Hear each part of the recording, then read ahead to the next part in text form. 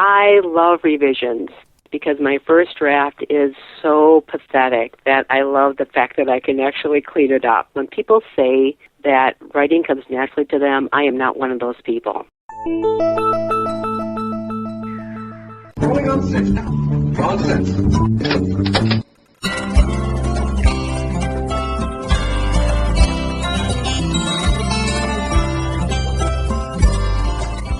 Welcome to episode 171 of the Eat, Sleep, Write podcast. I'm your host, Adam Scull.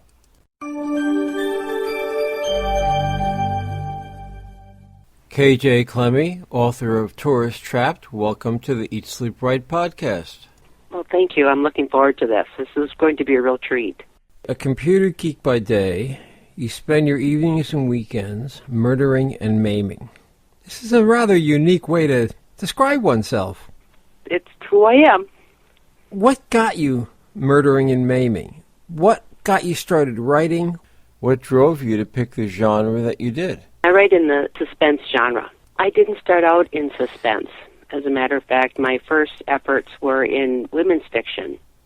I really liked this character, so I decided I wanted to do a story around her. As it evolved, it became more and more and more of an adventure more than this relationship situation. When I plopped her into Cancun searching for her sister, it just seemed so natural to go down the suspense path rather than another one. And as I got into it, I got even more and more into the idea of doing it, and it just took on a life of its own. So I gather you're really enjoying writing in the suspense genre. It is a blast. And I think, as I mentioned, my IT background, the analytical side of me, along with the creative side, I describe it as dropping down the little breadcrumbs and then making sure you pick them all up at the end. Trying to put all those twists and turns and all the hints, making sure that you have all the pieces and that you take your reader down this winding path to get to the end. I just love doing that. I think it's a lot of fun. The one author that made me decide to do this particular book more than any others was Stieg Larsson with his Girl with the Dragon Tattoo trilogy. What impressed me so much about that was the backstory that had to be done well in advance for all three books. He did an incredible job in trying to figure out what was going to happen well before the reader knew. And the fact that he had all that research done so well before he even started book one is just so impressive. Were there any difficulties in putting your backstory together? I would say no. When I do the backstory for my characters, I do all the research well in advance, and I do this at a very detailed level. For each of my characters, I think of things like what's their favorite food, what they like to wear, who they dated in high school, were they good in their classes. So I get a lot of detail on these folks so that I can understand that when I put them into a scene, how they're going to behave.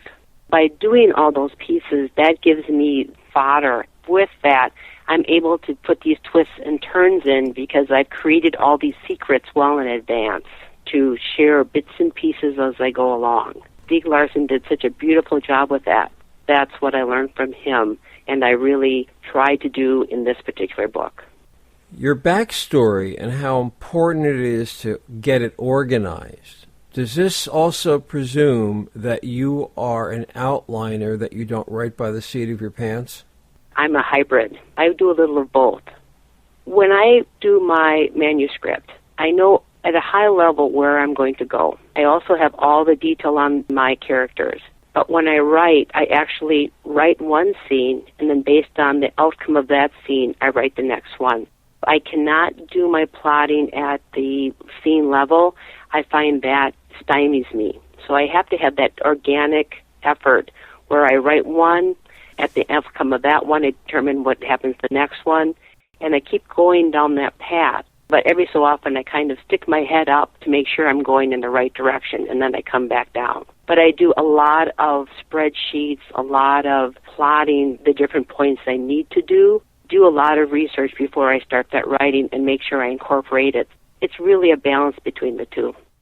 That's so interesting that you have a balance between the two, because everything that you've described thus far sounds like you're so organized. When you do come back afterwards, is that when you start to clean it up and organize it? Yes. Yes, that's the approach I take. When I do my first draft, I just need to write. I don't do any self-editing. I just puke it out just to make sure I get everything on paper that I think I need. From there, I come back and I clean up. I look at which scenes need additional work, what scenes I need to add, so all that finesse then occurs after the fact. That's fascinating. I've never heard any author tell me that before. How did you come up with the title of the book? The title was a toughie. I had gone through a number of different iterations of all kinds of ideas, and it took me forever. For many, many months, it was called, quote-unquote, the Cancun book. Finally, I started thinking about seashells and sand, and I was trying to go down that path. Somehow, just tourist trap popped into my head. I like to play off the tourist trap. When I started looking for other books with that name, I found nothing with it, so I decided it fit the genre well, and I liked the catchiness of it, so I went with it. What got you started as a writer? When I was young, I did a lot of reading and writing. I kind of puttered around with it, but I really didn't start taking writing seriously until I was in college. I started working at a music camp up in Door County, Wisconsin. It's called Birch Creek Music Center. There, I played many roles, and one summer, our PR intern decided to move on, so I was given that responsibility on top of all my other activities. And I really fell in love with it. I had a great time working on it. This idea of putting together your lead, trying to figure out how to make it interesting to draw the reader in. I actually went back to school that fall and decided to get a degree in journalism. After that, I did some work with a little state magazine and then did some work in the nonprofit world. But then at that point, I'm an odd duck in that I've got these two sides, the analytical and the creative, and they seem to fight back and forth. They both want equal time. So at that point, I decided I wanted to go into information technology. Did that for a while. Again, though, the creative side stomped its feet and said, I want equal time. UW-Madison puts on a School of the Arts in Rhinelander, Wisconsin. So I decided to check out some of their writing classes. I took 4 of them. They were wonderful because they were week-long, and they gave me an opportunity to write, to get feedback during the same week. I fell in love with the creative writing process and have been writing since. So I decided to take on women's fiction novels, so that was the first one, Cocoon of Lies.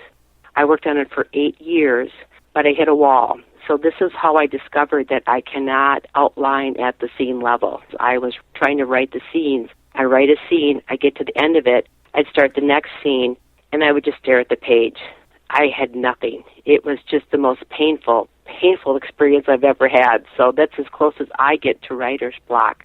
So I decided to take a break, started on the book about Amanda Sloane. I actually did that as part of NaNoWriMo 2 years ago, fell in love with it, and just went with it. So that's how this book came into being. What, if any, did NaNoWriMo, otherwise known as National Novel Writing Month, have on you? I like the idea of trying to get 50,000 words crammed into 1 month. I think it's a great opportunity for people to take on writing. I realize that as I do my first draft, the faster I write, the harder I write, the better that first draft is. So that was the appeal for me for doing that 2 years ago, and I just needed a break.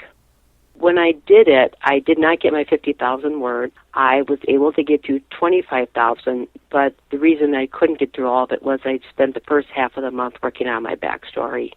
Tell me a bit about your main character.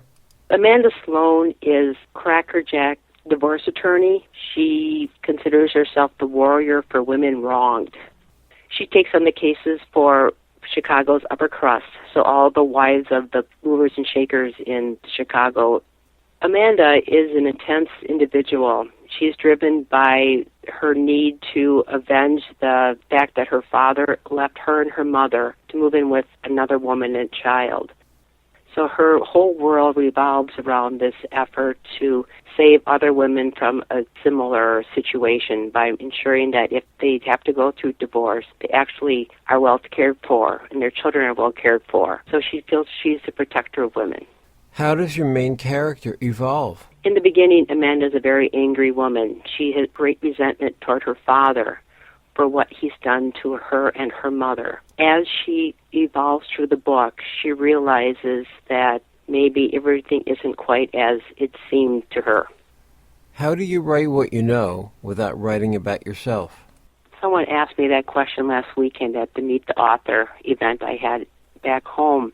I've got a secondary character in this book, Chad Cooper, and I had to confess that I think there's more of Chad in me than there is of Amanda.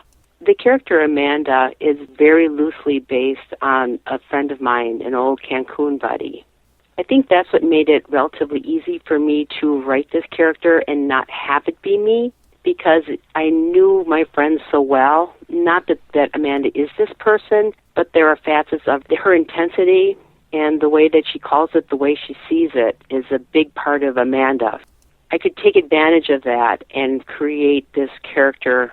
It's the germ of the idea that makes up Amanda. But then what I was able to do, because of the backstory, is add all the angst and this anger that is not part of my friend, but makes up Amanda. When it comes to the part of me that's Amanda, I would have to admit that I, too, have no patience for bad drivers. So that part of Amanda is in me as well. What do you do to remain invisible when you write? When I write my scenes, I pick a point of view. I'm in that person's head. So what I try to do as I write that scene is look to that person's eyes and see the world exactly as that person sees it. So I look through that viewpoint and see what that person sees, try to feel what that person feels.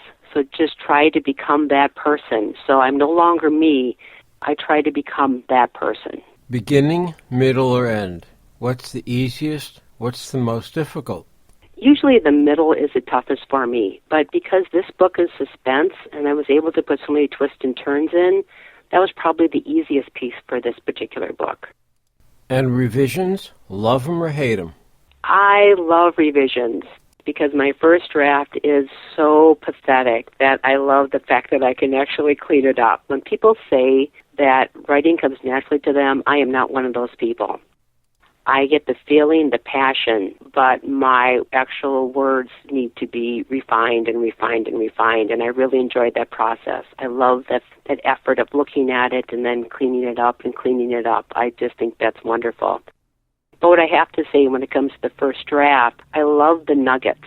There's something about when you write fast and you write hard, there's some prose that you could never come up with, but it oozes out of you, and that piece of the first draft I just love.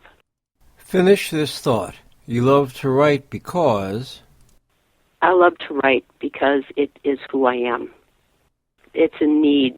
There's that drive within me. You're self-published. How do you like it? I have loved the process. I like having the control, determining what I will do and what I will have others do. And I also enjoy the fact that I am completely responsible for that final product. It's all mine. What do you find the hardest? Writing, editing, or promoting? I'm a writer. I think promoting definitely is the toughest part. I think it is for most of us. What's the nicest thing anybody ever said about your book? I'm going to cheat. I'm going to give you two. One I really like, which a few people have said, is when they read the book, they forget that I'm the one who wrote it. And the other one was my father said to me when he read it, I can't believe you wrote this. So I take that as the ultimate compliment. Your book, Tourist Trapped. Wrap it up for me.